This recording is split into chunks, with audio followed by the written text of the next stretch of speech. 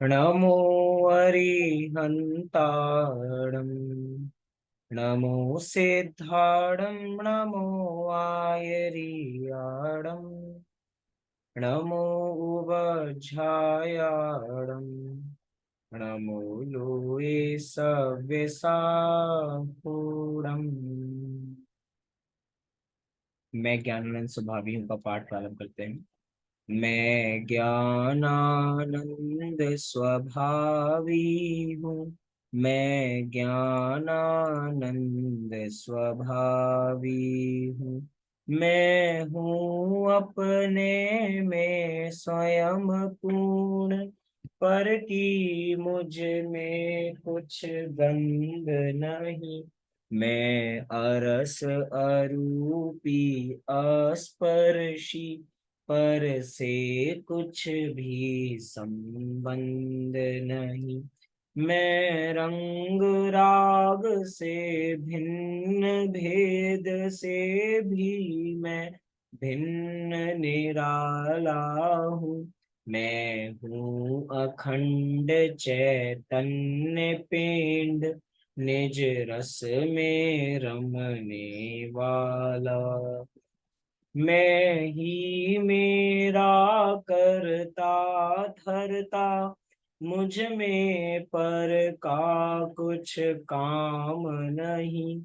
मैं मुझ में रहने वाला हूँ, पर में मेरा विश्राम नहीं। मैं शुद्ध बुद्ध अविरुद्ध एक, पर परिणति से अप्रभावी हूँ। आत्मानुभूति से प्राप्त तत्व, मैं ज्ञानानंद स्वभावी हूँ। मैं ज्ञानानंद स्वभावी हूँ। मैं ज्ञानानंद स्वभावी। इस प्रकार हमने यहाँ पर मैं ज्ञानानंद स्वभावी हूँ का पाठ पूर्ण किया। पिछली कुछ कक्षाओं से हमारे यहाँ पे मतलब मेरे घर पे कुछ परेशानी थी तो क्लासेस नहीं हो पाई। अब जो गुजराती बैच के विद्यार्थी हैं तो जो उनको पढ़ाते हैं तो उनके यहाँ कोई ऐसी परेशानी है तो इसकी वजह से वो नहीं पढ़ा पाएंगे। इसकी वजह से गुजराती बैच भी हम सभी के साथ इस कक्षा को आगे बराबर प्रस्थान करेगा। जितने मेरी नॉलेज में बराबर है, हम सभी का विषय चल रहा था पंचम गुणस्थान वर्ती श्रावक की 11 प्रतिमाएं। और आप सभी का विषय जितना पता लगा, बाकी आप सभी मुझे बताएंगे ही, आपकी अंतिम 3 प्रतिमाओं का विषय बराबर बचा है ऐसा मुझे बताया है। अब आप लोग बताइए कि कहाँ तक का विषय हो चुका है, उसके बाद का विषय हम यहाँ से प्रारंभ आज करेंगे। कोई भी एक बता सकता है कि हमने कहाँ तक विषय पूर्ण कर लिया, कौन सी प्रतिमा तक हम अपना विषय देख चुके हैं, कहाँ तक देख चुके हैं? 7वीं प्रतिमा तक हुआ था भैया जी, ब्रह्मचर्य प्रतिमा तक। ब्रह्मचर्य प्रतिमा तक हुआ था, मतलब हमें 8वीं प्रतिमा से अपना विषय यहाँ पे प्रारंभ करना है।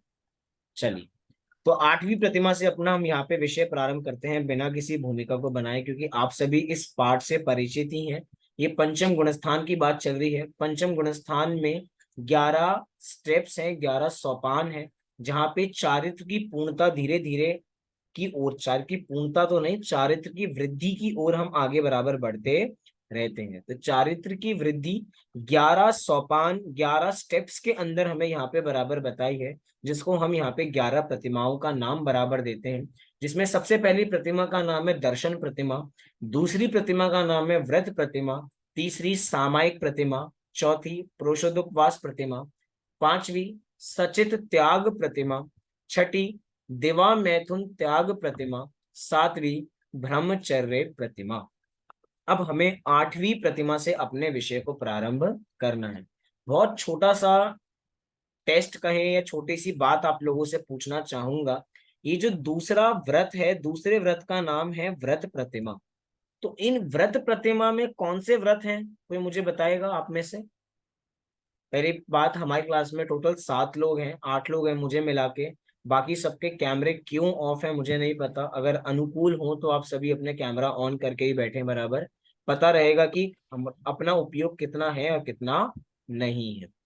मेरा प्रश्न है कि व्रत प्रतिमा में कौन से व्रतों की बात है और वो कितने होते हैं, तो मुझे बता सकते? श्रावण के 12 व्रतों की बात है इसमें। 5 अणुव्रत, 3 गुणव्रत और 4 शिक्षा व्रत। बहुत सुंदर। अब अगला प्रश्न, उन 5 व्रतों के अंदर जो 12 व्रत हैं, उन 5 में से अणुव्रत हैं, उनमें चौथे व्रत का नाम क्या है? 5 अणुव्रत में से चौथे व्रत का नाम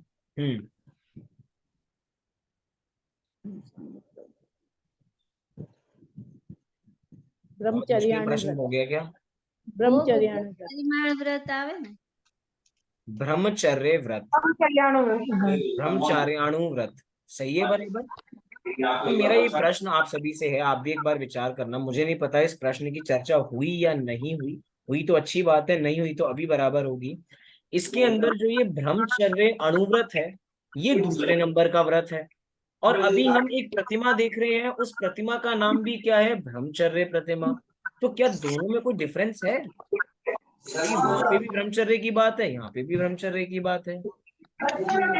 ब्रह्मचर्य अणुव्रत में स्व स्त्री संतोष की बात है, और ब्रह्मचर्य प्रतिमा में 9 वार सहित 7 और दिवस ब्रह्मचर्य पालन की बात है। एक बार फिर से। ब्रह्मचर्य अणुव्रत में स्व स्त्री संतोष द्वारा ब्रह्मचर्य की बात है जी। और ब्रह्मचर्य प्रतिमा में 9 वार के सहित दिवस रात जो ब्रह्मचर्य का पालन करे उसकी बात है। उसकी बात है, मतलब कि दूसरे व्रत से जहां पे ब्रह्मचर्य अणुव्रत की बात की थी, उससे ज्यादा बड़ा व्रत है 7वीं प्रतिमा का, जिसका अलग से ही नाम बराबर दिया गया। एक तो व्रत प्रतिमा का अंश है और एक खुद में ही प्रतिमा है, ब्रह्मचर्य प्रतिमा। मतलब कितना बड़ा डिफरेंस। एक डिफरेंस सोनल जी ने बराबर बताया, सभी ने हमने सुना। दूसरा डिफरेंस कि भैया एक तो उसका पाठ है और एक अपने में ही प्रतिमा बराबर है। तीसरा, 7वीं प्रतिमा के अंदर मन वचन काय से सारा त्याग होता है, लेकिन प्रारंभ में मन वचन काय तीनों से त्याग बराबर नहीं होता। त्याग तो भैया बहुत तरीकों से होता है, कृत कारित अनुमोदना, संभ्रम समारंभ आरंभ, क्रोध मान माया लोभ, मन वचन काय, ऐसे कितने तरीकों से बराबर लगाया जा सकता है। लेकिन जैसे जैसे जीव का स्तर बढ़ता जा रहा है, भूमिका बढ़ती जा रही है, उसके हिसाब से अब हमारे त्याग का लेवल भी बढ़ता जा रहा है। ये हमें ध्यान बराबर रखना चाहिए। चलिए, बहुत सुंदर लगा, आप सभी ने उत्तर बराबर दिया। अब इस विषय को हम यहीं से कंटिन्यू 8वीं प्रतिमा से अपने इस विषय को प्रारंभ करते हैं।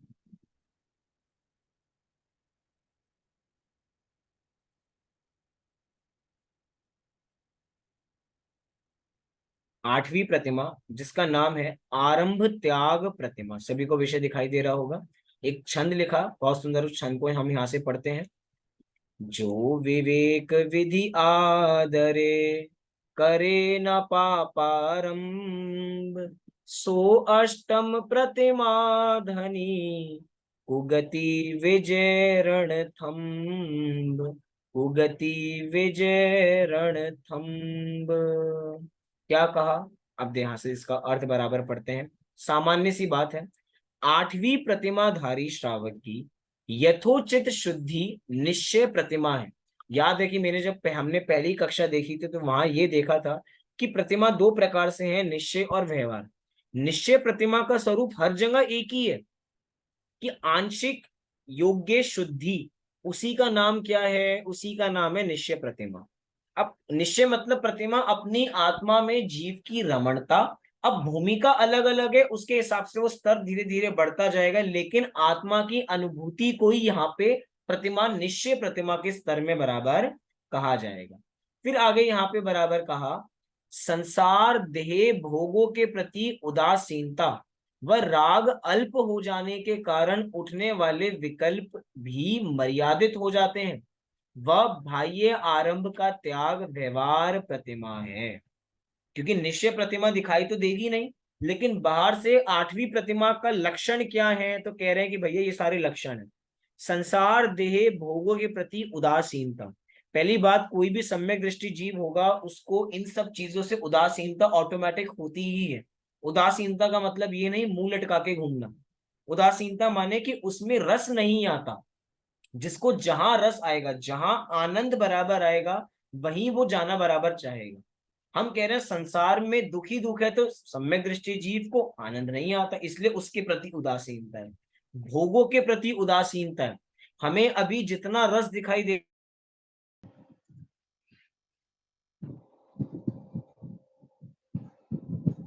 हमें अभी जितना रस दिखाई देता है उतना रस भोगों में दिखाई देता है, लेकिन सम्यक दृष्टि जीव की भूमिका में उसको भोगों में रस नहीं दिखाई देता। भोग माने क्या है? पंच इंद्रिय के विषय भोग। हमें टीवी देखने में, मोबाइल चलाने में, खाने पीने में कितना मजा बराबर आता है। पता हो कि भैया इस संडे को वहां पे उस शादी में जाना है, तो कितनी एक्साइटमेंट बराबर होती है, आज वहां जाएंगे बराबर, वहां ये खाना खाएंगे। जो शादी वाला घर बराबर होता है, कितनी तैयारियां बराबर होती है, कितना मजा बराबर आता है। भैया मौसी की शादी में जाएंगे, मजा बराबर आएगा, कितना मजा बराबर आता है। लेकिन जितना मजा है ना, वो सारा मजा हमारे इंद्रियों के माध्यम से है। और इंद्रियों के मजे को आचार्य कुंद कुंद देव ने पराधीनता कहा है। मतलब कि ये सुख जो पराधीनता से आता है, वास्तव में वो सुख ही नहीं है। यही सम्यक दृष्टि और मिथ्या दृष्टि में बहुत बड़ा डिफरेंस बराबर है। तो भोगों के प्रति उदासीनता व राग अल्प हो जाने के कारण विकल्प भी मर्यादित हो जाते हैं। कौन से विकल्पों की बात चल रही है इधर, ये बताएगा? विकल्प तो बहुत प्रकार के होते हैं, कौन से विकल्प?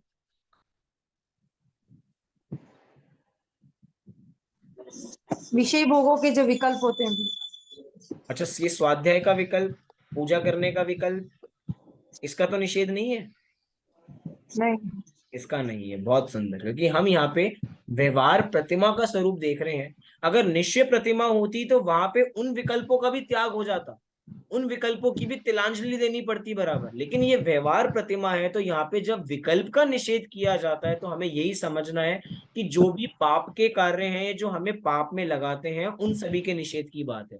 विषय विषय भोग हमें पाप में लगाते हैं, 4 प्रकार की वी कथाएं हमें पाप में लगाती हैं, और हर समय इन्हीं कथाओं में हमारा समय बराबर जाता है। अब जब भी हमारी कक्षा पूर्ण होगी, अभी हमारी कक्षा प्रारंभ हुई है, 10:30 बजे हमारी कक्षा पूर्ण होगी। 10:30 के बाद हम क्या करेंगे? कौन है जो इस विषय की चर्चा करेगा? कोई है? अरे भैया, एक ही काम थोड़ी है, दुनिया में और भी बहुत सारे गम है। एक ही चीज पढ़ते रहेंगे क्या बस? बाकी चीजें भी तो करनी है, संसार भी देखना है, टीवी भी देखना है, मोबाइल पे अपडेट भी लेनी है। कोई नहीं करेगा बराबर। हम कह रहे हैं हमें इन विकल्पों का त्याग बराबर करना है। तो यहाँ पे इन यही बात कह रहे हैं कि विकल्प क्या हो जाते हैं? मर्यादित हो जाते हैं। पॉइंट टू बी नोटेड, खत्म नहीं होते, मर्यादित हो जाते हैं, क्योंकि भूमिका अभी ऐसी ही है। भूमिका के अनुसार जो विकल्प होने होंगे वो तो होंगे ही होंगे। पॉइंट टू बी नोटेड, अशुभ भी हो सकते हैं, क्योंकि अभी भूमिका इतनी ऊपर नहीं हुई है कि अशुभ नहीं होंगे। भूमिका योग्य अशुभ, क्योंकि अभी दो कषाय चौकड़ी का अभाव थोड़ी हुआ है। दो कषाय चौकड़ी के अभाव पूर्वक अगर जो अशुभ भाव आने होंगे, अशुभ विकल्प आने होंगे, हो सकता है वो भी आ जाए, अशुभ तो आ ही सकते हैं बराबर। वह बाह्य आरंभ का त्याग, क्योंकि प्रतिमा का नाम क्या है? प्रतिमा का नाम है आरंभ। आरंभ का मतलब क्या होता है? बाह्य आरंभ, जिसको हम कहते हैं कि जितनी भी ये बाहर के, जिसमें ज्यादा हिंसा होती है ना, उन हिंसा के कार्यों को आरंभ कार्य कहा जाता है। जैसे हमारे घर में गृहस्थी तो भैया आरंभ का घर है। जो भी जीव गृहस्थी में है, मतलब उसके यहाँ तो हर समय हिंसा ही हिंसा है। ये बताइए, हमारे घर में चूल्हा किस समय चलता है? मॉर्निंग में सबसे पहले चूल्हा क्या टाइमिंग होगी उसकी? 5:30। 5:30? अरे बाबा, अरे बाबा। और आखिरी बार कब होता है? बंद कब होता है? नहीं, अभी एक ही बताया ना, जो जिसने स्टार्टिंग किया वही बताया। नीलम जी। 10। 10? तो 10 ही रहता है, कभी बढ़ भी सकता है। हाँ, कभी बढ़ भी सकता है। कभी बढ़ भी सकता है, हो सकता है बढ़ता भी हो बराबर, लेकिन 10 बजे काम बराबर हो जाता है। सोचो, सुबह 5:30 से लेकर 10। अच्छा, इसमें भी कोई लिमिट है क्या? 3 बार चलाएंगे, 4 बार, 5 बार? नहीं, ऐसी कोई लिमिटेशंस नहीं है, कभी भी चलाओ। कभी भी चलाओ, जब मन करे तब चलाओ। जितने मेंबर है भैया, आजकल तो जितने मेंबर है उतनी फरमाइश ज्यादा है। 5 लोग है तो 5 लोगों अलग नाश्ता बराबर बनता है, सब कुछ चीजें अलग बराबर होती हैं। सोचो, गृहस्थी के अंदर कितना आरंभ है, कितनी बार चूल्हा जलता है। और उस चूल्हे जलाने के लिए मात्र चूल्हा ही नहीं है भैया, बर्तन भी बहुत होते हैं, तो बर्तन धुलते भी बहुत बार होंगे। अब बर्तन भी हो रहे हैं, बर्तन किससे धुलते होंगे? पानी से धुलता है, तो पानी भी क्या है? जीव बराबर है। उसमें कुछ साबुन भी बराबर लगता होगा, उससे कितने जीव बराबर उत्पन्न होते होंगे। कहना चाहते हैं कि भैया गृहस्थी में कितना कार्य बराबर है, इसीलिए गृहस्थी में रोक लगानी बहुत मुश्किल है। लेकिन जो सम्यक दृष्टि जीव है वो कहीं ना कहीं रोक तो लगाएगा, इसीलिए वो बाह्य आरंभ का त्याग प्रारंभ कर देता है। किसी किसी मायने में तो त्याग बराबर हो कि भैया हम नियम बराबर लें कि भैया इससे पहले बराबर नहीं होगा। जैसे एग्जाम्पल के लिए बात बराबर है, नियम ले कि भैया दिन रात का तो अभी कोई कह नहीं सकते बराबर, लेकिन छोटा नियम ये तो जरूर ले सकते हैं कि भैया दिन निकलने से पहले चूल्हा नहीं जलेगा। हो सकता है ये? दिन जितने बजे निकले, मतलब मौसम के हिसाब से बात है, सर्दियों में देर से होगा तो उसके बाद ही, उससे पहले नहीं। ऐसे ही ऐसे धीरे धीरे बढ़ाएंगे तो ही उस भूमिका तक बराबर पहुंच पाएंगे। हम सोचे इंस्टेंट बराबर कुछ हो जाएगा, तो इंस्टेंट कुछ होने वाला नहीं। तुरंत अगर इतने सारे नियम बता दिए जाएंगे तो भैया बोझ के तले मर जाएंगे। ऐसा लगेगा वो चारित्र नहीं है, वो व्यवहार चारित्र नहीं है, वो सिर पे बोझ बन जाएगा हमारे लिए। पंडित टोडरमल जी ने लिखा कि भैया कोई भी चीज को खींच तान के मत करना। क्या लिखा? खींच तान। जहां पे बोझ लगता हो, जहां पे खींचतान कहाँ होता है? जहां पे मन नहीं होता, जान पूछ के करना पड़ता है। यहाँ पर कह रहे भैया बाह्य आरंभ का त्याग कितना जरूरी है। अभी तो हमारे मंदिर जी में कक्षाएं चल रही हैं, मैंने एक विषय बराबर कहा कि 10 लक्षण में हम सभी भोजन कम करने का या भोजन लिमिटेड बराबर लेते हैं कि भैया कोई अनशन करते हैं, कोई एकासन करते हैं, कोई 2 समय लेते हैं, जिसका जैसी भूमिका बराबर है, जिसकी जैसी शक्ति बराबर है। हम जितनी भी चीजें घटाते हैं वो भोजन में घटाते हैं। एक बार इस बार प्रयास करने की कोशिश, मतलब कोशिश करना, वस्त्रों के अंदर कोशिश करना कि भैया हम 10 लक्षण में 2 ही, 3 ही या 4 ही वस्त्रों का प्रयोग करेंगे, इससे ज्यादा नहीं करेंगे। आप जिस भी शहर में रहते हैं, जैसे आपने व्रत प्रतिमा में व्रत पढ़े होंगे, दिग व्रत, देश व्रत, आपने स्वरूप इसका पता होगा। तो इसके अंदर नियम ले लीजिए, आप जहां भी बराबर रहते हैं भैया इस क्षेत्र से बाहर नहीं जाएंगे। मैं दिल्ली में रहता हूं तो भैया 10 दिन कोई भी आपत्ति आ जाए मैं दिल्ली से बाहर नहीं जाऊंगा। उसमें भी थोड़ा और नियम, अरे पूरी दिल्ली थोड़ी घूमने वाला हूँ, मैं तो ईस्ट दिल्ली में रहता हूँ, वेस्ट नहीं जाऊंगा, साउथ दिल्ली नहीं जाऊंगा, नॉर्थ दिल्ली नहीं जाऊंगा, तो और बंद गए बराबर। मतलब हम धीरे धीरे इन चीजों को बढ़ाएंगे तो इन्हीं चीजों से आरंभ कम होगा हमारा। हम कम भोजन, मतलब हम अनशन क्यों करते हैं कि भैया हमारे निमित्त से हिंसा ना हो, इसीलिए करते हैं। क्योंकि हमारे निमित्त से चूल्हा जलेगा, हमारे निमित्त से खाना बराबर बनेगा, कितनी हिंसा बराबर होगी। अब जब नियम ले लिया भैया लिमिटेड कपड़े हैं, तो बोलो हिंसा कम होगी या नहीं होगी?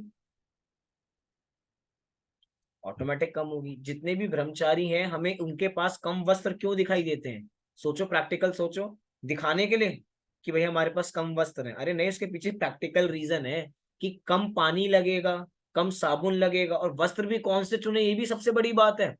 वास्तव में चंदन योग पूरी चीजें बताता है कि हमें क्या पहनना चाहिए, क्या नहीं पहनना चाहिए। आप कॉटन का वस्त्र पहनोगे तो भैया उसके धुलने में कम पानी लगेगा, कम साबुन लगेगा। और यही हम जीन्स पहनेंगे तो जीन्स को धोने में उतना ही पानी लगेगा, उतना ही साबुन लगेगा। अब 10 लक्षण में नियम ले लिया कि भैया 10 दिन के लिए जीन्स का त्याग, तो बोलो ऑटोमेटिक हमने आरंभ कम किया या नहीं किया? ऑटोमेटिक आरंभ कम कर दिया। यही कह रहे हैं भैया ये आरंभ त्याग क्या है। जितने भी ज्ञानी जन हैं, जो भी पांचवी मतलब 5वें गुणस्थान में है, वो ऐसे ही करते हैं। उसी के आगे लिखा कि 8वीं प्रतिमाधारी श्रावक स्वरूप स्थिरता रूप धर्म आचरण में विशेष सावधानी रखता हुआ असी, मसी, कृषि, वाणिज्य आदि पाप आरंभ करने के विकल्पों का त्याग कर देने से सभी प्रकार के व्यापार का त्याग कर देता है। सभी प्रकार के व्यापार का त्याग कर देता है। व्यापार का मतलब है 4 प्रकार के व्यापार मुख्य रूप में बताया, असी, मसी, कृषि, वाणिज्य। हमारा पूरा का पूरा जीवन इन्हीं 4 में गुजर जाता है, असी, मसी, कृषि और वाणिज्य के अंदर। मतलब भैया कम से कम, मैं एग्जाम्पल प्रैक्टिकल के लिए कह रहा हूं, इन 10 दिनों में इसको कम कर दो। हमारे यहाँ जो भादों के 10 लक्षण आते हैं वही इतने प्रसिद्ध क्यों है? क्योंकि उसके अंदर हम एक नगर से दूसरे नगर में नहीं जाते हैं। क्यों नहीं जाते? क्योंकि भैया उस समय बारिश का मौसम होता है, जीव जंतु ज्यादा उत्पन्न होते हैं, तो भैया अपने यहाँ ही रह के आराधना करेंगे, कहीं ज्यादा बाहर नहीं जाएंगे। क्यों? क्योंकि हमें पाप के आरंभ से बचना है, और आरंभ हर जगह है। लोग अगर विचार करें, जो लोग पार्क में जाते हैं, वैसे तो पार्क में जा भी रहे हैं तो घास पे चलना बैठना नहीं चाहिए, फार्म हाउस पे जाना ही नहीं चाहिए। अगर कोई कार्यक्रम हो हमारे परिवार में फार्म हाउस पे, तो भैया हम तो उस शादी में ही नहीं जाते जो शादी फार्म हाउस पे बराबर है, क्योंकि घास पे जाना पड़ेगा। अब कोई व्यक्ति घास पे बराबर बाई चांस गया, घास पे क्या है? घास एक इंद्रिय जीव है, और व्यक्ति कुछ नहीं करता तो क्या करता है भैया? उसको ना, मतलब हाथों में ना खुजली मचती है, उसको कुछ चाहिए बराबर। बैठे बैठे ऐसे करेगा और थोड़ा थोड़ी घास उखाड़ता रहेगा। पता लगेगा फोन पे बात बात कर रहे हैं, पूरा का पूरा एरिया ही घास से खत्म कर दिया। बिना मतलब के आरंभ है ये, व्यर्थ का आरंभ जिसका कोई सेंस बराबर नहीं है, लेकिन हिंसा बराबर हो रही है, हमें उसके बारे में पता ही नहीं है। मतलब कई बार आप सोचना, हमारा जैन धर्म कितना सूक्ष्म है। आपको एक एग्जांपल बराबर देता हूं। हमने एक प्रवचन में बराबर सुना था कि हिंसा जो होती है वो कृत कारित अनुमोदना से होती है। सही बात है, कृत कारित और अनुमोदना। जो क्रिकेट मैच होता है ना, क्रिकेट मैच, हमारे इंडिया में क्रिकेट की बहुत ब्लाइंड फॉलोइंग है। मतलब हमारे यहाँ का स्पोर्ट नहीं है, लेकिन हमारे यहाँ सब लोग बढ़िया देखने जाते हैं भैया, हमें तो सारे मैच देखने। इंडिया पाकिस्तान का मैच होगा तो सब जरूर टीवी पे देखेंगे। वो मैच कहाँ पर होता है? ग्राउंड पे होता है। ग्राउंड पे क्या होती है? घास होती है। मतलब इनडायरेक्टली हम कहीं ना कहीं उस घास की अनुमोदना करते हैं। समझ में आया एक पॉइंट? मतलब कहाँ वो, हमारा जैन धर्म हमें कहाँ लेके जा रहा है? हमने कहा बट भाई बढ़िया मारा, मतलब बढ़िया रन लिया, बढ़िया चौका मारा, बढ़िया छक्का मारा, बड़ा मजा आ रहा है इस फील्ड को देख के, बड़ा मजा आ रहा है इस ग्राउंड को देख के। अरे वो ग्राउंड एक इंद्रिय जीव है, और उस एक इंद्रिय जीव पे कोई चल रहा है, कोई दौड़ रहा है, कोई घिसिट रहा है, कोई कुछ कर रहा है, तो बोलो हमारे माध्यम से उसकी अनुमोदना है या नहीं है? विषय बहुत सूक्ष्म है। कोई कहेगा भैया इससे कैसे बचें, लेकिन भैया बचने वाले बचते हैं। और जितनी प्रतिमाधारी हैं, कह रहे हैं ना, मन वचन काय से त्याग करना पड़ेगा, कृत कारित अनुमोदना से त्याग करना पड़ेगा, तब उस प्रतिमा के लेवल पे बराबर आ पाएंगे। आरंभ खुद भी नहीं करेंगे, दूसरों को भी नहीं करने देंगे। करने से मतलब उसकी अनुमोदना नहीं करेंगे। कोई हमसे परमिशन लेने आए तो कर देंगे बराबर? नहीं कर सकते बराबर। जैसे कि पहले चलता हूँ, अभी तो हम आठवीं प्रतिमा देख रहे हैं, मैं सातवीं प्रतिमा के अंदर बताता हूँ कृत कारित अनुमोदन। जैसे हमारे घर पे कोई बड़े बुजुर्ग बराबर है, तो कोई अभी 20-25, मतलब 20 तो नहीं, कोई 25 साल का युवक आया, तो ऑटोमेटिक हमारी प्रवृत्ति होती है कि भैया अब इसकी शादी करा दो। मैं एक लड़का बताता हूँ, मैं एक लड़की बताता हूँ, ऐसे कोई ना कोई सबके एरिया में बराबर होंगे कि भैया जो सबका, जिन्होंने यही काम है उनका कि भैया दूसरे लोगों का गठबंधन कराना, शादी वादी कराना, सब उसकी अनुमोदना। अब एक बार देखना, सातवीं प्रतिमाधारी व्यक्ति कभी भी इसकी अनुमोदना भी नहीं कर सकता। अब भैया सातवीं प्रतिमाधारी व्यक्ति भी तो भ्रमण करता होगा ना जगत में, जो भी उसका नियम है, यहाँ जाऊंगा तो उसको भी दिखता है कि भैया उसकी आंखें बंद करके तो चल नहीं रहा, लेकिन वो अनुमोदना नहीं कर सकता कि भैया उनसे उनका विवाह कर लो, भैया अच्छे हैं, अच्छा कमाते हैं, तो उसकी अनुमोदना। क्योंकि जो ब्रह्मचर्य लिया है, तो ब्रह्मचर्य की अनुमोदना, मतलब आप शादी करने की अनुमोदना नहीं कर सकते हो। बहुत सूक्ष्म है वास्तव में। ये कृत कारित अनुमोदना एक अपने में अलग चैप्टर है। जैसे क्रिया परिणाम अभिप्राय अपने में अलग चैप्टर है ना। ये परिणाम का विषय कि भैया हमारा परिणाम अगर वहां जाता भी है तो नहीं जाना चाहिए, जा रहा है तो हम उस प्रतिमा के अनुरूप अपना आचरण वैसा हमारा नहीं है। मतलब अगर हम निश्चय प्रतिमा तो अपने में है ही है, निश्चय प्रतिमा नहीं होगी तो व्यवहार प्रतिमा तो है ही नहीं। लेकिन व्यवहार प्रतिमा का भी अपना स्वरूप है, जैसे भूमिका बढ़ती है वैसे वैसे हमारे नियम कायदे भी बढ़ते जाते हैं। तो असी मसी कृषि वाणिज्य पाप आरंभ का कृत कारित अनुमोदना से भी त्याग होना चाहिए। किसी ने बताया कि भैया हमने फैक्ट्री खोली है। अरे भैया बड़ी बहुत बढ़िया फैक्ट्री खोली है। कैसे खोली? अच्छा बताओ बताओ, और क्या करना चाहिए उसके अंदर? नहीं नहीं, मैं तो नॉलेज के लिए पूछ रहा हूँ। अगर ऐसे भी हमारे भाव हैं तो समझना उसकी हम अनुमोदना कर रहे हैं।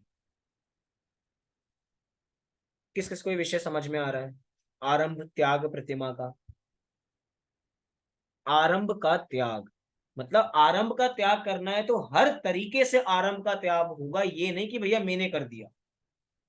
हमारे यहाँ कभी कभार ऐसा होता है कि देखो हम सभी, मतलब हमारे घर में तो जमीकंद आता नहीं है, लेकिन कई बार ऐसा होता है कि हमारे घर में जो हमारे रिलेटिव्स हैं, सबका त्याग तो नहीं है, कोई ना कोई आता है, तो भैया उनका त्याग नहीं है। हम कभी बाहर गए, और बाहर गए हैं तो भैया अब जो स्पॉन्सर कर रहा है ट्रिप, सब उसी से कहते हैं भैया मैं पैसे दूंगा, मैं पैसे दूंगा। लेकिन भैया हमेशा मेरे पापा ने एक बात बताई, दादाजी ने एक बात बताई, कि कभी भी अगर कोई आलू खाता है बाहर, तो भैया तुम्हें उसके पैसे नहीं देने हैं। अब कोई हम बाहर गए हैं और कह रहे हैं कि भैया खाना देना है, तो किसी ने कहा भैया मेरी आलू की पैटीज करा देना, एग्जाम्पल के लिए मैं बात ले रहा हूँ, या मेरा आलू का समोसा करा देना, तो भैया अगर उस समोसे के पैसे हम दे रहे, खा हम नहीं रहे, पॉइंट टू बी नोटेड, हम नहीं खा रहे, लेकिन हम उसके पैसे दे रहे हैं, तो बोलो उसकी अनुमोदना है या नहीं है? अनुमोदना है। रक्षाबंधन आ रहा है, रक्षाबंधन, क्या जी? अनुमोदना अनुमोदना करे कहते हैं। अनुमोदना हो रही है, हाँ। और हम कह रहे हैं उस अनुमोदना को भी रोकना है। अभी रक्षाबंधन पर्व आ रहा है, रक्षाबंधन पर्व पे हम सभी के घर में जो भी मतलब जो रीति रीति चलती रहती है, उसके हिसाब से भाई बहन को राखी बराबर चलती है। घर में मिठाई के डिब्बे भी बहुत आते होंगे, तो कई बार होता होगा कि बाई चांस वर्क का डिब्बा आ गया, हम तो वर्क नहीं खाते, लेकिन वर्क का डिब्बा आ गया, तो बोलो क्या करें? मीना जी, रितु जी, स्वीटी जी, सोनल जी, क्या करें हम उस डिब्बे का? नीलम जी, हम उसे क्या करें उस डिब्बे का? हम बाई को देंगे तो भी उसकी अनुमोदना का पाप लगेगा हमारे को। तो दे नहीं सकते। ऐसे फिर जाने दें। अब बताओ, 1 किलो का डिब्बा किसी ने हमें दिया है, मिठाई सस्ती आती है कि देसी घी? ये देसी घी के घेवर दिया था, 400, 400 रुपए, मतलब 800 रुपए किलो चल रहा है। अब बताओ, चीज को ऐसे फेंक दें हम?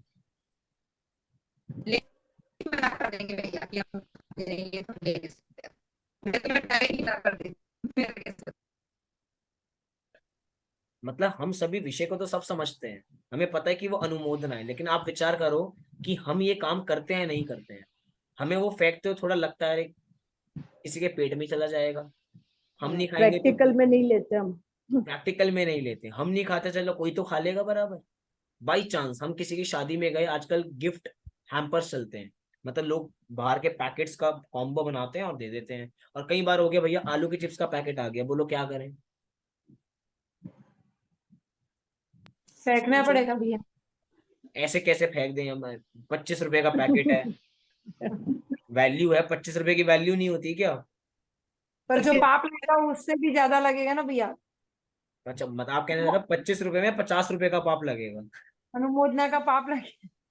अनुमोदना का पाप लगेगा। लेकिन ये काम करते हुए भैया हमारे हाथ कांपते हैं, हम कहते हैं भैया खुद ही रख लेंगे, नहीं दे पाएंगे हम।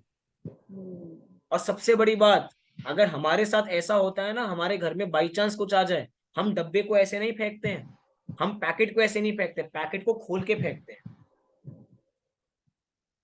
बहुत सारी चीजें हो सकती है खोल के फेंकने का मतलब क्या?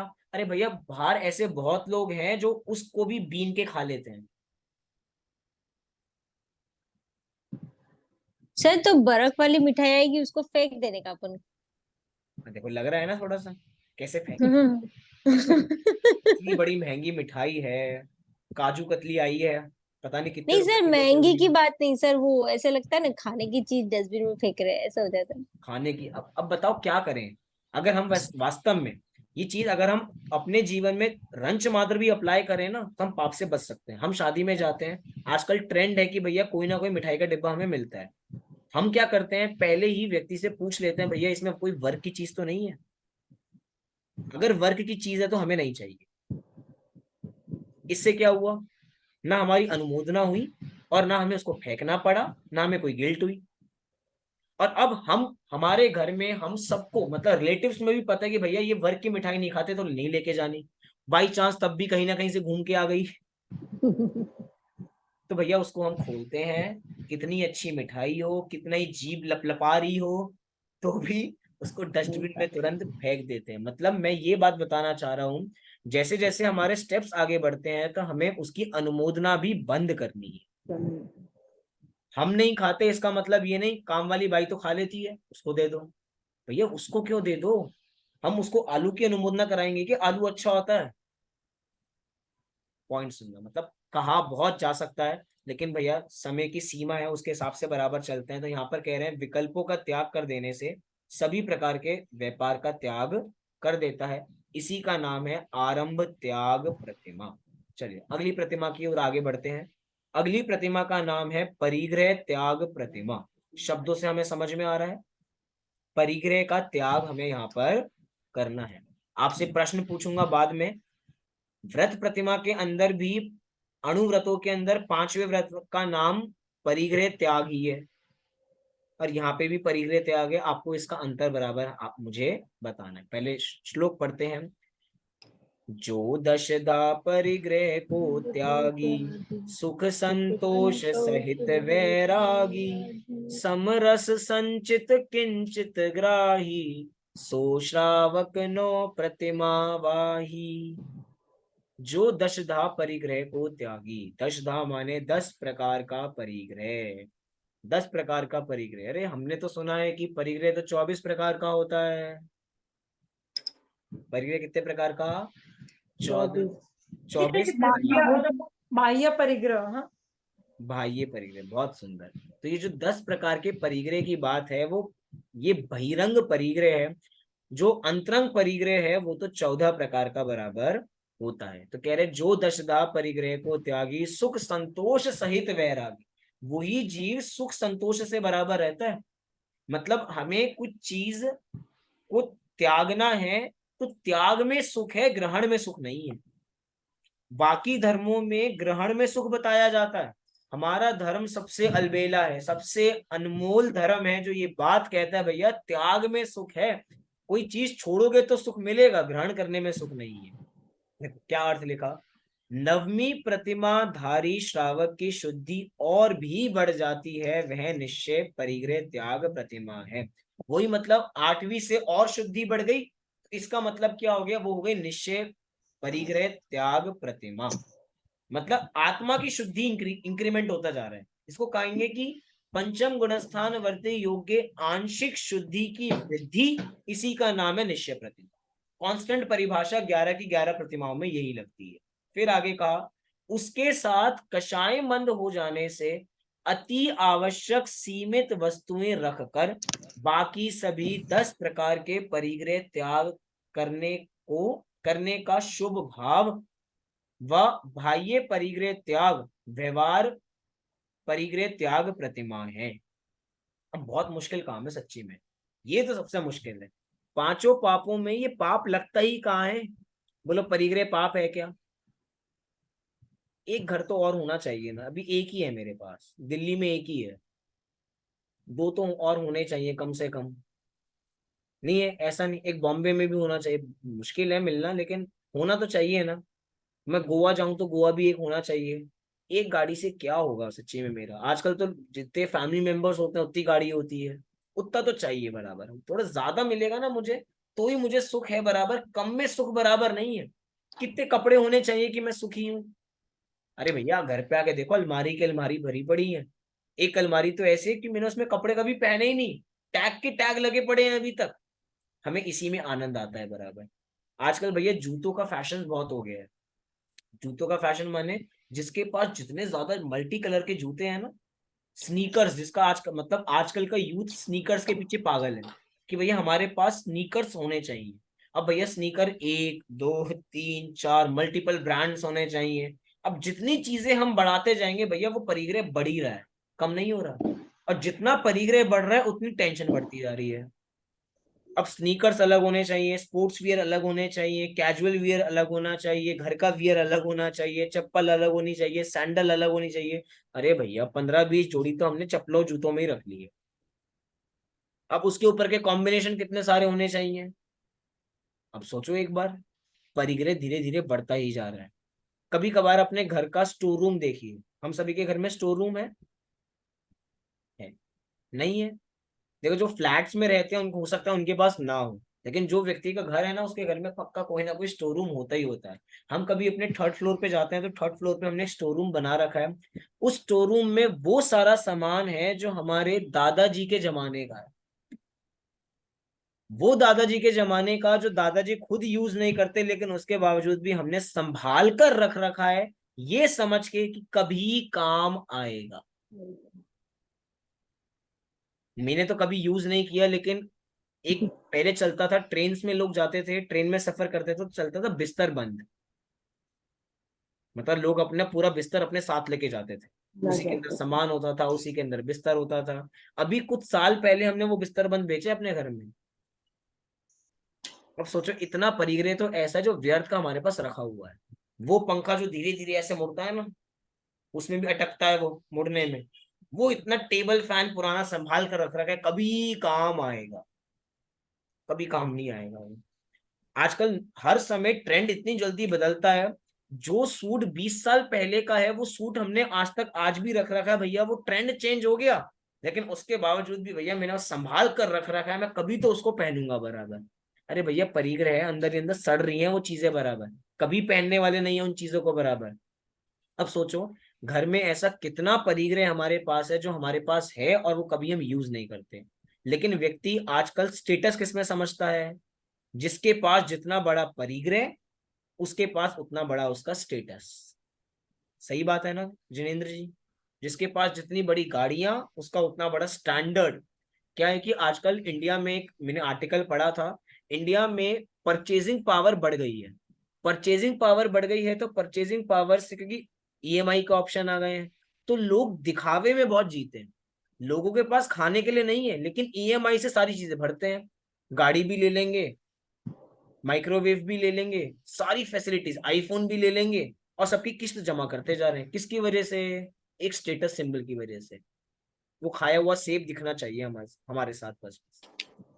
ये क्या है? परिग्रह। उसको चलाना नहीं आता, लेकिन भैया वो पीछे एप्पल दिखता है ना तो अलग ही थोड़ा कॉलर ऊपर हो जाता है मेरा, जा जाता है बराबर। ये क्या है? परिग्रह भैया। मैं तो भैया बस एप्पल ही यूज करता हूँ, मेरे पास मैकबुक है, मेरे पास उसकी वॉच है, मैं तो उससे नीचे जाता ही नहीं हूँ। कितने लोग हमें बराबर मिलेंगे? भैया मैं तो हमेशा फ्लाइट्स में ही जाता हूँ, वो भी बिजनेस क्लास। कभी लोकल बैठता ही नहीं बराबर। मतलब हम इसी चीज में स्टैंडर्ड समझते हैं। यहाँ पर कह रहे हैं परिग्रह त्याग, कि परिग्रह का त्याग होगा तो भैया यहाँ पे 9वीं प्रतिमा बराबर होगी। कह रहे हैं कि कषाय मंदता के साथ, सबसे बड़ी बात है, अगर अभी हम परिग्रह का त्याग कर भी देंगे तो कोई सेंस नहीं है। क्यों? क्योंकि अभी हमारी कषायों की मंदता नहीं है। बिना कषायों के मंदता के परिग्रह का त्याग होता ही नहीं है। अब कषाय मंद है तो ऑटोमेटिक परिग्रह का त्याग हो जाता है। 10 प्रकार के परिग्रह त्याग, मतलब भांड, कुप्पे आदि, दास दासी, गाड़ी, घोड़े, इसके अंदर ये सारी चीजें 10 प्रकार के परिग्रह में आ जाती हैं। हमारे पास हमारे घर के अंदर एक ऐसी अलमारी, मतलब मैं अपने घर की बात इसलिए बता रहा हूँ कि अपने घर का एग्जाम्पल होगा तो ज्यादा कनेक्ट कर पाते हैं हम। मेरे घर के अंदर एक ऐसी पूरी लोहे की एक ऐसी अलमारी जिसमें पूरे में बर्तन ही बर्तन है। वो बर्तन ऐसे है कि कभी काम आएंगे, कभी रिश्तेदार आएंगे तो भैया वो सेट घर का निकलेगा और सबके सामने वो प्रेजेंट बराबर की जाएंगे। आपके पास भी ऐसा होगा, ग्रोसरी होगी, ग्रोसरी नहीं, ऐसी क्रॉकरी होगी आपके पास भी, जो कभी ना कभी उसी समय पे टाइम पे निकलती होगी। खुद तो हम कैसे खाते हैं, प्लेट में ही सब कुछ कर लेंगे भैया, लेकिन जब मेहमान आएंगे तो भैया एक अलग कांच का बाउल निकलेगा, एक अलग कांच की प्लेट निकलेगी, कांच के गिलास निकलेंगे। उससे क्या होगा? स्टेटस बराबर होगा। भैया कांच की चीजें टूटती जल्दी हैं, कब तक संभालोगे? परिग्रह है, रख रखा है भैया, शान है उससे हमारी बराबर। विचार करना है। कहने को बहुत कुछ है। 4 पाप को पाप दुनिया मानती है, परिग्रह को पाप कोई नहीं मानता। कह रहे हैं इस प्रतिमाधारी का जीवन वैराग्य में संतोषी एवं साम्य भावधारी हो जाता है। क्यों हो जाता है? कि भैया प्रतिमाधारी हो गया, परिग्रह कम है तो टेंशन कम है। जिसके पास जितना बड़ा एम्पायर, उसकी उतनी बड़ी टेंशन है। हमें क्या लगता है मुकेश अंबानी आराम से सो पाते होंगे? बताओ आप। बहुत पैसा है ना, उनका पैसा तो दिखता है, उनकी तरक्की तो दिखती है, तो भैया जितना बड़ा एम्पायर उन्होंने खड़ा किया है ना, उतनी बड़ी टेंशन है उनके साथ। अगर हम कॉर्पोरेट में जॉब करते हैं, कहीं पे भी नौकरी करते हैं, जैसे जैसे हमारी पोस्ट बढ़ती जाती है वैसे वैसे रिस्पॉन्सिबिलिटीज बढ़ जाती हैं। रिस्पॉन्सिबिलिटीज बढ़ती हैं, पैसा तो दिख रहा है कि भैया पोस्ट बढ़ गई है तो पैसा तो ज्यादा हमें मिल रहा है, प्रमोशन हो गया हमारा, लेकिन कितनी सिरदर्दी बढ़ जाती है। घर में जितना सामान होगा उतनी संभाल ज्यादा होगी, जितनी गाड़ियां होंगी उतनी उसकी मेंटेनेंस होगी, जितना बड़ा घर होगा उसको सफाई करने में उतना ही समय लगेगा। अब बताओ गरीब के पास कुछ नहीं है, वो खुश है? हम तो अपने मुनराजों को देखें, मुनराजों के पास कुछ नहीं है तो सुखी है, और हमारे पास सब कुछ है तो भी दुखी है। इसका मतलब कुछ नहीं होने में सुख है, कुछ होने में सुख नहीं है। ये विचार करना बराबर। तो ये क्या है हमारी परिग्रह त्याग प्रतिमा, कृत कारित अनुमोदना। अंतर क्या है अब मुझे कोई बताओ। दूसरी व्रत व्रत प्रतिमा के अंदर भी परिग्रह त्याग था, यहाँ पे भी परिग्रह त्याग है, अंतर क्या है। व्रत प्रतिमा में जो परिग्रह त्याग परिग्रह का परिमाण कर देता है कि हम सीमित कर देता है उसको, पर इस और उसमें मन वचन काय से जैसे त्याग नहीं होता, पर इसमें पूरी तरह से पूरा त्याग कर देता है। 10 प्रकार के जो परिग्रह होते हैं उनमें भी एक लिमिट कर देता है वो। लिमिट कर देता है, मतलब लिमिट तो वहां पे भी करता है, वहां लिमिट पे यहाँ भी पे भी करता है, करता है, हाँ, लेकिन पर मन यहाँ पे वचन मन काय, वचन काय से कृत लिमिट, कारित अनुमोदना, हाँ, ये सब चीजें अनुमोदना। बढ़ जाती हैं। मतलब कोई नई कार लेकर आया तो ये नहीं कहेगा भैया बढ़िया कार है, एक नंबर मस्त, मजा आ गया आपकी गाड़ी में बैठ के। तो गाड़ी से मतलब उसकी अनुमोदना नहीं करेगा। व्यवहार में देखो, व्यवहार में ऐसे वचन निकलेंगे, लेकिन उसके बावजूद भी उसकी अनुमोदना नहीं है कि ऐसी चीजें होनी चाहिए। समझना, भाषा अलग होती है, श्रद्धान अलग होता है। श्रद्धान में उसकी अनुमोदना नहीं करेगा, व्यवहार में भैया संसार में है तो संसार जैसी भाषा ही निकलेगी, उसकी कोई बात नहीं है। लेकिन किसी के वचनों से उसको जज मत करना, ना हमें किसी को जज करना है, लेकिन हमें अपना श्रद्धान देखना है कि भैया हमें कैसी चीजें हैं कि हमें उल्टी मान्यता तो नहीं है, इसका हमें बराबर ख्याल रखना है। चलो अगली प्रतिमा है अनुमति त्याग प्रतिमा, पढ़ते हैं इसको। पर को पापारंभ को जो ना दे उपदेश, सो दसवीं प्रतिमा सहित श्रावक विगत कलेश। क्या कहा, पर को पापारंभ को जो ना दे उपदेश। अब यहाँ पे भैया अनुमति त्याग, किसी भी चीज की परमिशन देनी बंद करेगा। मतलब परमिशन देनी भी बहुत खतरनाक है कि भैया तुम इस चीज की अनुमोदना कर सकते हो। अनुमोदना कर सकते हो माने उस चीज की परमिशन दे दी कि ये काम तुम कर लो, ये काम भी नहीं कर सकते। क्यों नहीं कर सकते, क्योंकि इसके अंदर भी भैया पाप लगता है, अर्थात अनुमति दी। अनुमति दी माने हमने उसको परमिशन दी कि भैया तुम ये काम कर लो। कोई हमसे, भैया हमारे घर में कोई बड़ा व्यक्ति है, वो हमसे परमिशन लेने आया कि भैया ऐसा काम कर ले, और हमें पता है कि भैया उसमें हिंसा बहुत होने वाली है, तो बोलो हम परमिशन देंगे उसकी? हम नहीं दे सकते परमिशन। मतलब विचार करना, हमें उसकी अनुमोदना भी नहीं करनी, अनुमति भी नहीं देनी। अब ये मत देखो, एक चीज है, जो भी चीजें होती है ना भूमिका के अनुसार होती हैं। हम ये चीजें पढ़ रहे हैं, लेकिन इसका मतलब ये नहीं हम इसको आज ही अप्लाई करना प्रारंभ कर दें।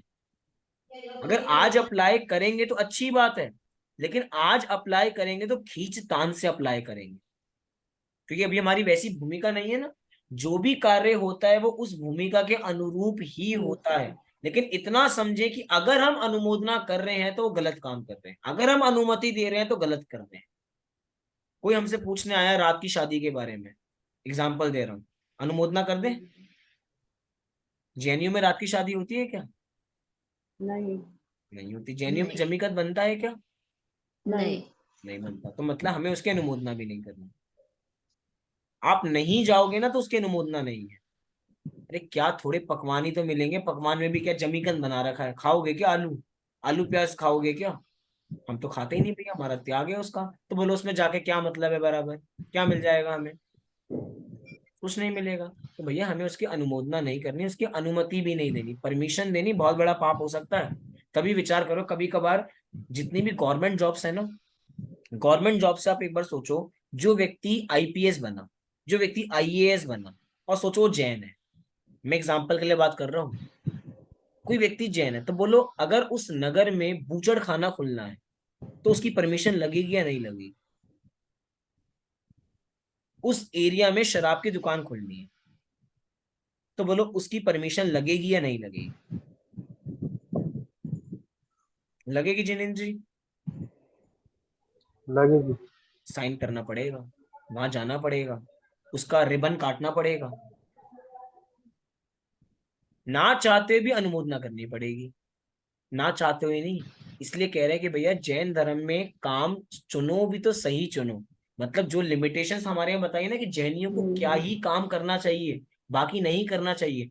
हो सकता है आईएएस आईपीएस का ओहदा हमें अलग दिखाई देता है, स्टैंडर्ड है भैया, गाड़ियां साथ में चलती हैं, अलग ही रुतबा बराबर नजर आता है, लेकिन भैया साथ में कितने ऐसे काम करने पड़ते हैं जो हमारे जैनियों के अनुरूप नहीं है। आपको मांस की दुकान की परमिशन देनी पड़ेगी, कोई लेने आएगा तो आपको वहां निरीक्षण करने जाना पड़ेगा ही पड़ेगा। आपको चमड़े का उपयोग करना ही पड़ेगा, जो बेल्ट होगी, जो जूते होंगे, बोलो किस चीज के होंगे, वहां पे चलेगा भैया हम तो चमड़ा नहीं पहनते, करना पड़ेगा आपको उस चीज का यूज, बराबर बच नहीं सकते। इसलिए कह रहे भैया ऐसी चीज हमें चुननी ही नहीं जहाँ पे हिंसा होती हो। अनुमति, मैं तो अनुमति की बात कर रहा हूँ, वहां पे परमिशन देनी पड़ेगी इन चीजों की, क्या हम ये काम कर सकते हैं, हमें काम नहीं करना। तो 11 मतलब 10वीं प्रतिमा की कह रहे हैं अनुमति त्याग, क्या कहा इसको पढ़ते हैं। इस 10वीं प्रतिमाधारी श्रावक की शुद्धि पहले से और बढ़ गई है, वह शुद्ध परिणति निश्चय प्रतिमा है। निश्चय प्रतिमा तो हम सभी को पता है, धीरे धीरे हमारी शुद्धि बढ़ती जाती है, बढ़ती की वृद्धि होती जाती है भूमिका के अनुसार। उसकी सहज, और ब्रैकेट में बहुत इंपॉर्टेंट लिखा, बिना हट के, मतलब बिना खींच तान करे, बिना कोई जोर लगाए, ऑटोमेटिक जो काम हो रहा है। उदासीनता अर्थात राग की मंदता इतनी बढ़ गई होती है कि अपने कुटुंबी जनों एवं हितैषियों को भी किसी प्रकार के आरंभ, व्यापार, शादी, विवाह आदि के संबंध में सलाह, मशवरा, अनुमति आदि नहीं देती। यह व्यवहार प्रतिमा है। कितना बड़ा डिसीजन है सच्ची में, व्यापार, शादी, विवाह। हो सकता है अनुमति त्याग प्रतिमा को लेने से पहले हम, हमारे पास उस चीज की एक्सपर्टीज हो। होता है ना ऐसा कि भैया हमने त्याग तो कर दिया लेकिन हमने उस चीज की पढ़ाई कर रखी है, अब हमसे कोई पूछने आया कि भैया भैया कोई हमें बताओ ये व्यापार हम कैसे करें, आपने तो पहले एक्सपीरियंस है, आपको प्रायर एक्सपीरियंस है आपको, तो इस बिजनेस को कैसे रन करें, तो बोलो बता दें कैसे रन करें। बता नहीं सकते। क्यों नहीं बता सकते? क्योंकि पाप होता है। और हम तो भैया हर समय व्यापार की बात करते हैं। एक व्यापारी दूसरे व्यापारी से यही बात कर रहा है, भैया अपने व्यापार को कैसे बढ़ाएं, 1 नंबर से बढ़े, 2 नंबर से बढ़े, बस बढ़ना चाहिए। पैसा टेबल के ऊपर से आए या अंडर द टेबल आए, आना चाहिए। लोग एक दूसरे को ट्रिक्स बताते हैं कि भैया ऐसा बढ़ा लो, ऐसे बढ़ा लो। आजकल फॉरेक्स बहुत चल रहा है, फॉरेक्स ट्रेडिंग, फॉरेक्स कर लो, बस क्रिप्टो में लगा दो, क्रिप्टो में मैं लगवा देता हूँ किसी भी तरह, रात एक दिन में पैसा डबल। बोलो करना है 25 दिन में पैसा डबल, कैसे हो रहा है ये नहीं पता, बस कर दो, मेरे पास ट्रिक है। मतलब ये जितनी भी चीजें हैं ना, इसकी अनुमोदना करना बहुत, मतलब सोचो जैन धर्म कह रहा है भैया हमें इसकी अनुमति भी नहीं देनी, व्यापार की अनुमोदना नहीं करनी है। मैं चाहे जो व्यापार करता हूं लेकिन उसकी अनुमोदना नहीं करनी, क्योंकि भैया व्यापार करने योग्य नहीं है। करना पड़ता है वो बात अलग है, लेकिन क्या करना योग्य है? नहीं करना योग्य नहीं है भैया। हम भगवान बनने के लिए जन्मे हैं, भगवान की संतान है, भगवान बनेंगे। तो जब भगवान की संतान होता है वो व्यापार करेगा क्या?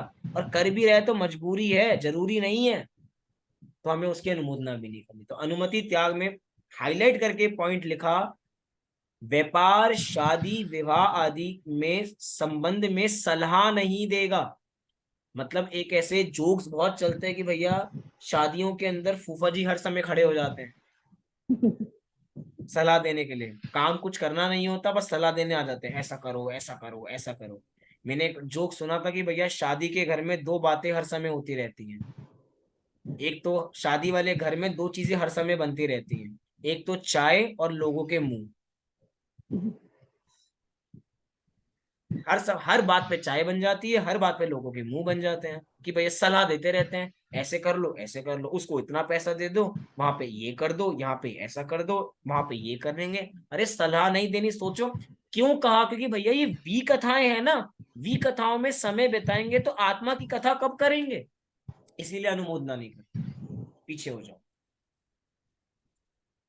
बहुत कुछ है, अभी धीरे धीरे छोटी छोटी बातों में हम सारी चीजें देखने का प्रयास कर रहे हैं। इस श्रावक को उत्तम श्रावक कहा गया है। कौन सी? अनुमति त्याग प्रतिमा वाले जीव को उत्तम श्रावक का दर्जा दिया जाता है। 11वीं प्रतिमा जो कि अंतिम प्रतिमा है, जिसका नाम है उच्छिष्ट त्याग प्रतिमा। बहुत इंपॉर्टेंट प्रतिमा है। अगर आपने कहानी सुनी हो भरत चक्रवर्ती के संबंध में, उच्छिष्ट भोजी, किस किसने सुनी है उच्छिष्ट भोजी? अगर सुनिए नहीं सुनी हो तो उसको जरूर पढ़ना। भरत चक्रवर्ती के संबंध में है उच्छिष्ट भोजी, कि वो कहते हैं कि भैया मैं उच्छिष्ट भोजी नहीं हूँ। उच्छिष्ट भोजी मतलब जिसको अनंतों बार भोग लिया हो उसको मैं दोबारा नहीं भोग सकता। मतलब कि वही, हम कभी किसी की झूठन को खा सकते हैं क्या? मैंने जो मुंह में चीज रखी और बाहर निकाल दी, अरे बस अभी टच ही की है बस, वो लड्डू बिल्कुल वैसा ही है, तो कोई खा सकता है उस लड्डू को? नहीं, क्योंकि वो मेरी झूठन है, वो झूठा हो चुका है। ऐसे ही कह रहे भैया इस जगत में सभी के सभी द्रव्य किसी ना किसी के माध्यम से भोगे जा चुके हैं, उस भोगी हुई वस्तु को दोबारा क्यों भोगना है? मतलब हम दूसरे की झूठन ले रहे हैं और झूठन लेके मजा आ रहा है बराबर। जैसे कि जगत में सेकंड हैंड कार होती है, second hand car. Second hand car का मतलब क्या होता है? मतलब उस गाड़ी का कोई सेकंड ओनर है। फर्स्ट ओनर कोई और था, सेकंड ओनर कोई और है, अब तो थर्ड, मतलब सेकंड हैंड चल रही है, थर्ड हैंड भी आजकल चल रही है भैया। पहला कोई और, मतलब दो लोग उसको इस्तेमाल कर चुके हैं ना, आपको उनकी इस्तेमाल करी हुई चीज मिल रही है। घरों के अंदर ऐसा होता था भैया, मतलब कि जो जिन किताबों से मेरी दीदी पढ़ी थी उन्हीं किताबों से मैं भी पढ़ लिया, तो भैया उन किताबों को इस्तेमाल कर चुका ना, तो भैया मजा नहीं आता। हमें तो नई किताबों में मजा आता है। क्या है कि छोटों के साथ हमेशा यही होता है, बड़े भाई बहनों के कपड़े भी उनको मिल जाते हैं, हमें तो नहीं, कभी मिल ही नहीं पाते हैं। भैया दीदी की चीज है तू इस्तेमाल कर ले, दीदी का ये है तो ये इस्तेमाल बराबर कर ले, क्या करें, बस करना पड़ता है। लेकिन भैया झूठा ना मजा नहीं आता, हमें ब्रांड न्यू चाहिए अपने लिए, हमें किसी के कोई चीज बराबर नहीं चाहिए।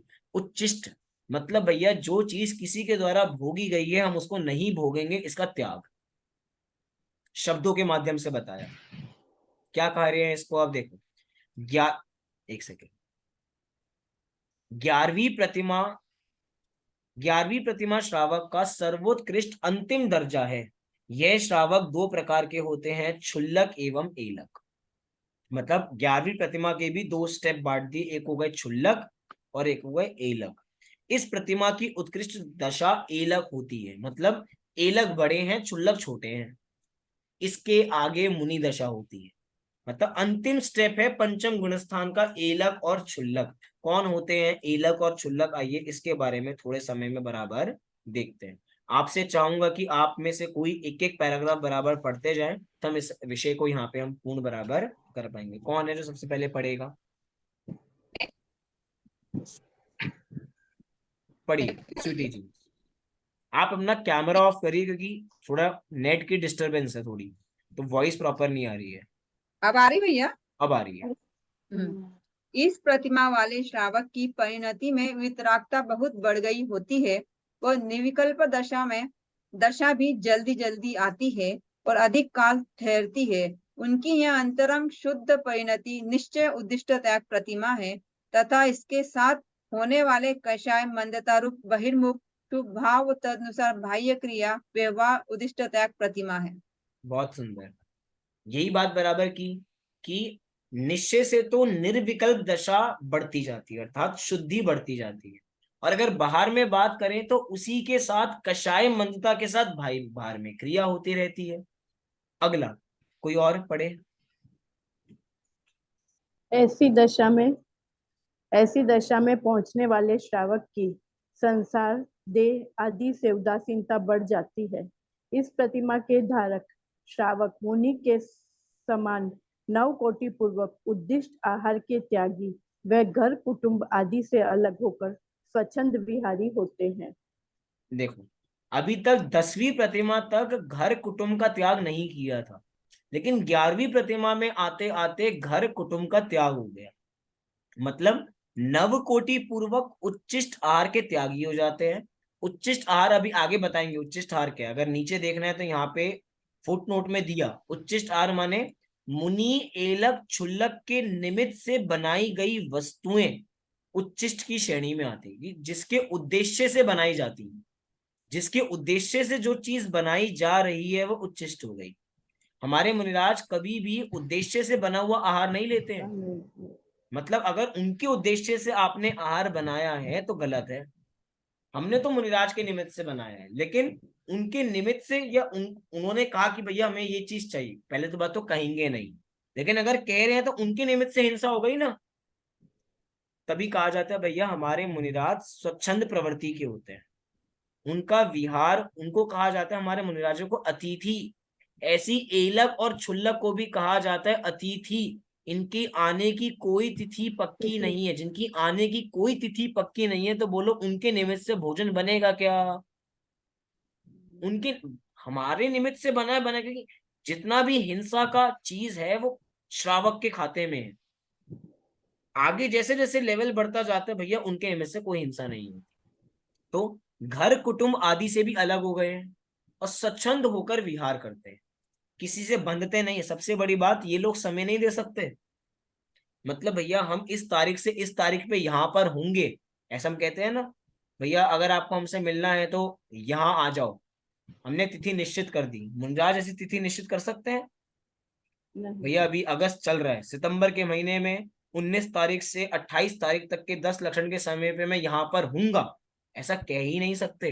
क्योंकि स्वच्छंद विहारी होते, जहां विहार करना होगा वहां विहार करेंगे, किसी से बंधते नहीं है, किसी को प्रॉमिस नहीं करते मैं यहां पहुंच ही जाऊंगा, ऐसा नहीं कह सकते बराबर। अगला पैराग्राफ कोई और पढ़िए। मैं पढ़ू भैया? जी।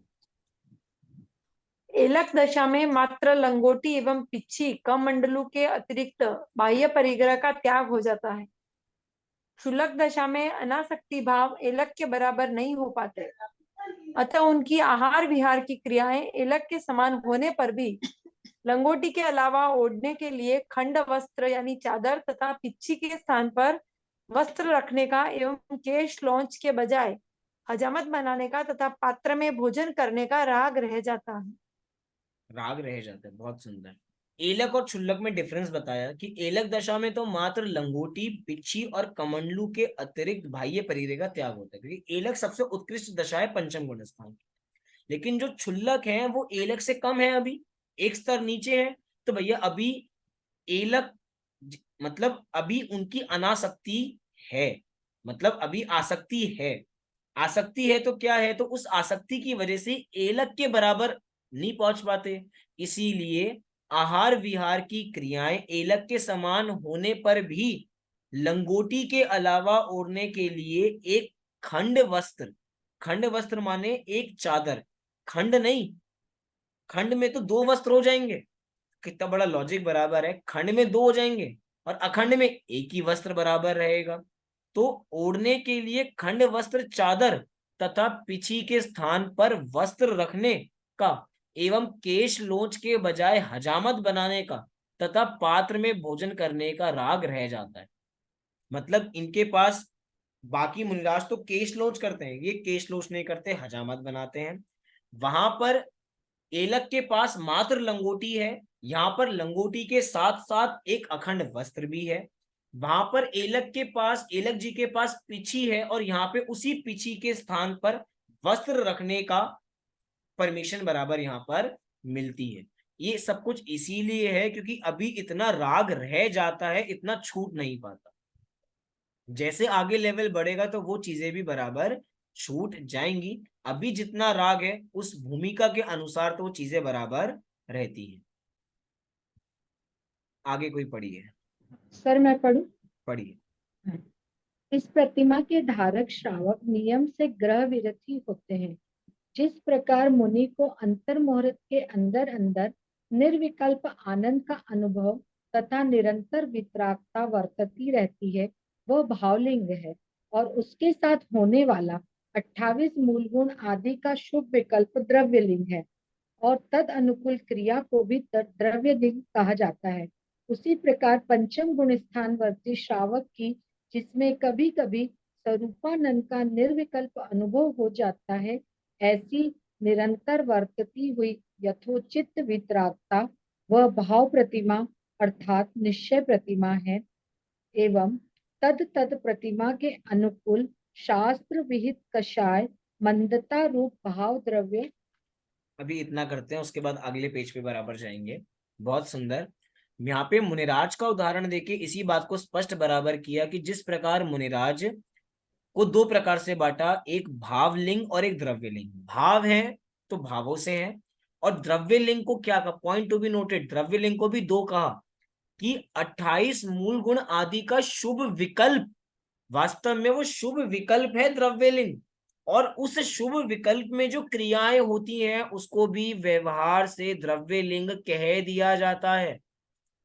मतलब एक तो है भावलिंग, और भावलिंग के अनुरूप जो भाव शुभ होते हैं उन शुभ भावों को यहाँ पे क्या कहा, द्रव्यलिंग, और उन शुभ भावों के निमित्त से जो क्रियाएं होती हैं उस क्रिया को क्या कह दिया, उस क्रिया को बराबर कहा यहाँ पर द्रव्यलिंग। उसी प्रकार पंचम गुणस्थान श्रावक के भी स्वरूपानंद अर्थात निर्विकल्प अनुभव होता है, और उसी के अनुसार यथोचित वीतरागता होती है। वो तो भाव प्रतिमा है, वो निश्चय प्रतिमा है, और तदनुकूल शास्त्र विहित अर्थात शास्त्रों में जो बताया गया है कषाय मंदता रूप जो भाव बराबर है प्रतिमा, अर्थात वो व्यवहार प्रतिमा है।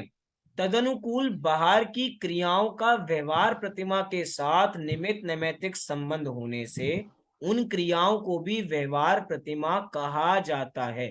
पॉइंट टू बी नोटेड, व्यवहार प्रतिमा क्या है, उस शुभ भाव का नाम ही व्यवहार प्रतिमा है, लेकिन उस व्यवहार प्रतिमा के साथ निमित्त नैमित्तिक संबंध से जो क्रियाएं नजर आती हैं उसको भी प्रतिमा कह दिया जाता है। जिस जीव को अकेली द्रव्य प्रतिमा हो उसको वह सच्ची प्रतिमा रूप चारित्र दशा मानता हो तो उसको विपरीत मान्यता के कारण मिथ्यात्व का बंध होगा। मिथ्यात्व के बंध के साथ कषाय की मंदता के अनुसार पुण्य बंध जरूर होगा, उससे स्वर्ग आदि की प्राप्ति भी होगी, किंतु वह संसार का अंत नहीं ला सकता। मतलब यहाँ पे ये कहा कि किसी ने द्रव्य लिंग तो धारण किया, मतलब द्रव्य प्रतिमा तो ली, इसका मतलब ये नहीं कि उसके भाव होंगे ही होंगे, और यही माना कि मैंने बाहर में प्रतिमा ले ली। ऐसे बहुत लोग हमें मिलेंगे, भैया हम तो सातवीं प्रतिमाधारी है, बाहर में तो ले ली लेकिन भाव नहीं है, तो भैया आपको मिथ्यात हो रहा है उससे। लेकिन आपने ली है तो कषायों की मंदता तो थोड़ी बहुत होगी ही, तो उन कषायों की मंदता से स्वर्ग मिल जाएगा, लेकिन इसका मतलब ये नहीं कि स्वर्ग ही मोक्ष हो गया। भैया स्वर्ग भी तो संसार ही है, रहोगे संसार में ही, इसीलिए दोनों में डिफरेंस बराबर है। हम मतलब भाव प्रतिमा से द्रव्य प्रतिमा की व्याप्ति तो है, लेकिन द्रव्य प्रतिमा से भाव प्रतिमा की कोई व्याप्ति बराबर नहीं है। अंतिम पैराग्राफ कोई एक बराबर पढ़े, उसके बाद अपने विषय को हम पूर्ण करेंगे। कौन पढ़ेगा? पंचम गुण स्थान नहीं में पढ़ा 11 प्रतिमाएं। जी। पंचम गुण स्थान में 11 प्रतिमाएं ग्रहण करने का उद्देश्य हो तो आरंभ से उत्तरोत्तर अंगीकार करनी चाहिए। नीचे की प्रतिमाओं की दशा जो ग्रहण की थी वह आगे की प्रतिमाओं में छूटती नहीं है, वृद्धि को ही प्राप्त होती है। पहले से छठवीं प्रतिमा तक धारण करने वाले जगन्यव्रती श्रावक, सातवीं से नौवीं प्रतिमा तक धारण करने वाले मध्यमव्रती श्रावक एवं 10वीं व 11वीं प्रतिमाधारी उत्कृष्ट व्रती श्रावक कहलाते हैं। बहुत सुंदर। मतलब इसमें ये बात बराबर बताई गई, इसका एक क्रम है, क्रम। हम ये नहीं कह सकते कि भैया आज मैं पहले सातवीं ले लेता हूँ दूसरी प्रतिमा बाद में ले लूंगा, पहले तो मैं पहली 10वीं मतलब जो अनुमति त्याग है वो ले लेता हूँ, बाद में छठवीं प्रतिमा ले लूंगा, या सचित त्याग प्रतिमा बाद में बराबर ले लूंगा, ऐसा नहीं है, इसका क्रम है। तो आरंभ से उत्तर उत्तर अंगीकार करनी चाहिए, पहली दूसरी तीसरी स्टेप वाइज चलेंगे बराबर। फिर नीचे की प्रतिमाओं की दशा जो ग्रहण की थी वे आगे की प्रतिमाओं में खत्म हो जाती है, ऐसा नहीं है, वो कैरी फॉरवर्ड होती है, वही चीजें आगे बराबर बल्कि बढ़ती जाती है, वृद्धि को प्राप्त होती है। फिर आगे बताया कि भैया जो ये 11 की 11 प्रतिमाएं हैं पंचम गुणस्थान में, इनको 3 स्टेप्स में बराबर डिवाइड किया, जघन्य, मध्यम और उत्कृष्ट। जघन्य में क्या है, पहली प्रतिमा से छठवीं प्रतिमा। जल्दी से बताओ पहली प्रतिमा का नाम क्या है? दर्शन प्रतिमा। दर्शन प्रतिमा। और छठवीं? रात्रि भोजन त्याग प्रतिमा। रात्रि दिवा भोजन त्याग प्रतिमा, जिसको हम कह सकते हैं दिवा मैथुन दिवा त्याग मैथुन प्रतिमा। त्याग प्रतिमा। ठीक है, तो मतलब पहली से लेके छठवीं प्रतिमा तक तो होगा जघन्य व्रती श्रावक। सातवीं का नाम कोई बताओ। ब्रह्मचर्य प्रतिमा। और नौवीं का? परिग्रह परिग्रह परिग्रह त्याग। त्याग प्रतिमा। तो मतलब ब्रह्मचर्य प्रतिमा से लेके परिग्रह त्याग प्रतिमा तक तक के जीव क्या हो गए? मध्यम व्रती श्रावक। 10वीं प्रतिमा का नाम? अनुमति त्याग प्रतिमा। और 11वीं का? उद्देश्य त्याग प्रतिमा। उद्दिष्ट त्याग प्रतिमा। मतलब 10वीं और 11वीं वाले प्रतिमाधारी जीव उत्कृष्ट व्रती श्रावक की श्रेणी में बराबर आते हैं। इस प्रकार हमने यहाँ पे पंचम गुणस्थान वर्ती श्रावक की 11 प्रतिमाओं के पाठ को पूर्ण किया। पाठ को पूर्ण करना फॉर्मेलिटी है, वास्तव में विषय अपने में बहुत ज्यादा है। अगर जिसकी विशेष रुचि हो तो इसके बहुत सारे ग्रंथ हैं, हम उसमें से सारे विषय बराबर पढ़ सकते हैं। 11 प्रतिमाओं का स्वरूप अगर हमें देखना हो तो रथकंठ श्रावकाचार में भी देखने को मिलेगा। देखना हो तो अगर हमें पुरुषार्थ सिद्धि उपाय में भी देखने को मिलेगा। और ऐसे सैकड़ों ग्रंथ बराबर हमें मिलेंगे अगर हमारे रुचि है। यहाँ पे तो लिमिटेशंस हैं, सारी चीजें बराबर नहीं जानी जा सकती। हमने लिमिट में रह के 11 प्रतिमाओं का स्वरूप बराबर समझा। और भावना ये है कि भैया हम भी इन प्रतिमाओं को धारण करके मुनिव्रत अंगीकार करें। इसी मंगल भावना से इस कक्षा को यहीं पे मैं अपनी तरफ से पूर्ण करता हूँ। अगर आपके कोई प्रश्न हो तो आप अभी मेरे से बराबर पूछ सकते हैं, नहीं तो कल हम निमित्त उपादान का चैप्टर यहाँ से प्रारंभ करेंगे। भैया वो पूजा जी अब क्लास नहीं लेंगी, तो उन्होंने तो ये यहीं से प्रतिमा वाले लेसन से ही चालू किया था हमारी क्लास। तो आगे के लेसन जो भी है गुणस्थान का आपने लिया था ना पहले, सबसे पहले, हाँ जी। तो वो सब फिर अब कैसे लेंगे अब दोबारा वो हमारे क्या है पास? कि वो एक हफ्ते बाद, मतलब कल कल तो नहीं आएंगी, अगले हफ्ता वही कक्षा आपकी लेंगे बराबर। तो वो अपनी कक्षा में कंटिन्यू कराएंगे। क्या है कि जो मेरे बैच में सारे चैप्टर्स चल रहे हैं, तो हमारा गुणस्थान हो चुका, शास्त्रों के अर्थ करने की पद्धति हो चुका, षट कारक हो चुका। मेरी उनसे बात हुई थी, कहते हैं हमारी कक्षा में षट कारक होना है, तो हमारा तो षट कारक हो चुका। तो वो आपको षट कारक कराएंगे। अभी जो हम पाठ कर रहे हैं फिर वो आपको नहीं कराएंगे उस समय में। हम करेंगे अभी निमित्त और उपादान का पाठ। विषय संबंधित किसी का कोई प्रश्न? मतलब ये 5वें गुणस्थान से जब 7वें गुणस्थान तक जाते हैं तो ये नियम से 11 प्रतिमा के बाद ही 7वें गुणस्थान में जाते हैं जी, क्योंकि स्टेप ऐसे ही है इसके 5 से 11 में। क्योंकि जब तक हम उस भूमि तक तक पहुंचेंगे ही नहीं, तब तक वो भाव भी वैसे नहीं होंगे ना। एलक छुल्लक तो एक तरीके से प्रैक्टिस की स्टेप्स हैं। और अगर जाना चाहे तो कोई जीव पहले गुणस्थान से भी 7वें में चला जाता है। उतना पुरुषार्थ होना चाहिए कि सीधा हम, मतलब नग्न होने में पुरुषार्थ लगता है। एलक और छुल्लक में वैसा पुरुषार्थ नहीं है, तभी तो लंगोटी और वस्त्र बराबर है अभी। अगर पुरुषार्थ है तो उसकी जरूरत नहीं है आपको लंगोटी की, भी जाना चाहो तो सीधा 7वें में चले जाओ। तो मतलब ऐसा कंपलसरी नहीं है कि 11 प्रतिमा कोई 7वें में जा सकता है? नहीं, मतलब मोक्ष मार्ग में चौथा नहीं, मोक्ष मार्ग में चौथा और 5वां गुणस्थान कंपलसरी नहीं है। मतलब मिनिमम से मिनिमम गुणस्थान देखे जाएं तो कौन से गुणस्थान चाहिए? पहला, 7वां, 8वां, 9वां, 10वां, 12वां, 13वां, 14वां। आपको जरूरत नहीं है पंचम गुणस्थान में आने की। चौथे गुणस्थान में आने के सीधा आप 3 कक्षा चौकड़ी का भाव करो, सीधा छक्का मारो और सीधा 7वें गुणस्थान में पहुंच सकते हैं। गुणस्थान में पहुंचे। चौथा और 5वां तो बीच के स्टेप्स हैं, इंटरमीडिएटरीज हैं एक तरीके से ऐसा। और कोई प्रश्न किसी का? चले अभी की इस कक्षा को यहीं पे पूर्ण करते हैं। सभी को सादर जय श्री राम। जय जय।